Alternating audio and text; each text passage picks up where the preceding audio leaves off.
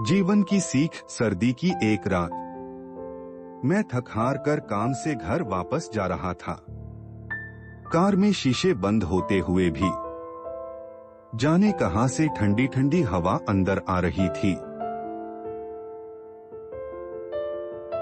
मैं उस सुराख को ढूंढने की कोशिश करने लगा, पर नाकामयाब रहा। कड़ाके की ठंड में आधे घंटे की ड्राइव के बाद मैं घर पहुंचा। रात के 12 बज चुके थे। मैं घर के बाहर कार से आवाज देने लगा। बहुत देर हॉर्न भी बजाया, शायद सब सो चुके थे। 10 मिनट बाद खुद ही उतरकर गेट खोला। सर्द रात के सन्नाटे में मेरे जूतों की आवाज साफ सुनी जा सकती थी। कार अंदर कर जब दोबारा गेट बंद करने लगा, तभी मैंने देखा एक 8 से 10 साल का बच्चा अपने कुत्ते के साथ मेरे घर के सामने फुटपाथ पर सो रहा है। वह एक अधफटी चादर ओढ़े हुए था। उसको देखकर मैंने उसकी ठंड महसूस करने की कोशिश की तो एकदम सकपका गया। मैंने मोंटे कार्लो की महंगी जैकेट पहनी हुई थी, फिर भी मैं ठंड को कोस रहा था। और बेचारा वो बच्चा, मैं उसके बारे में सोच ही रहा था कि इतने में वो कुत्ता बच्चे की चादर छोड़ मेरी कार के नीचे आकर सो गया। मेरी कार का इंजन गर्म था, शायद उसकी गर्माहट कुत्ते को सुकून दे रही थी।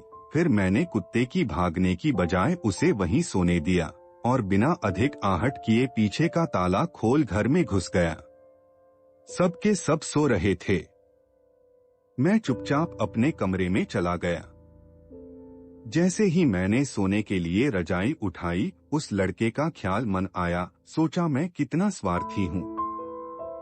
मेरे पास विकल्प के तौर पर कंबल, चादर, रजाई सब थे, पर उस बच्चे के पास एक अधफटी चादर भर थी। फिर भी वो बच्चा उस अधफटी चादर को भी कुत्ते के साथ बांट कर सो रहा था और मुझे घर में फालतू पड़े कंबल और चादर भी किसी को देना गवारा नहीं था।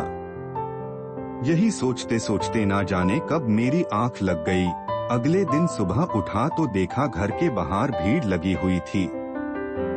बाहर निकला तो किसी को बोलते सुना, रे वो चाय बेचने वाला सोनू कल रात ठंड से मर गया। मेरी पलकें कांपी और एक आंसू की बूंद मेरी आंख से छलक गई। उस बच्चे की मौत से किसी को कोई फर्क नहीं पड़ा, बस वो कुत्ता अपने नन्हे दोस्त के बगल में गुमसुम बैठा था, मानो उसे उठाने की कोशिश कर रहा हो।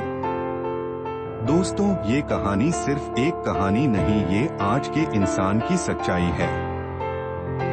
मानव से अगर मानवता चली जाए तो वो मानव नहीं रहता, दानव बन जाता है। और शायद हम में से ज्यादातर लोग दानव बन चुके हैं। हम अपने लिए पैदा होते हैं, अपने लिए जीते हैं और अपने लिए ही मर जाते हैं। ये भी कोई जीना हुआ। चलिए एक बार फिर से मानव बनने का प्रयास करते हैं। चलिए अपने घरों में बेकार पड़े कपड़े जरूरतमंदों के देते हैं। चलिए कुछ गरीबों को खाना खिलाते हैं। चलिए किसी गरीब बच्चे को पढ़ाने का संकल्प लेते हैं। चलिए एक बार फिर से मानव बनते हैं।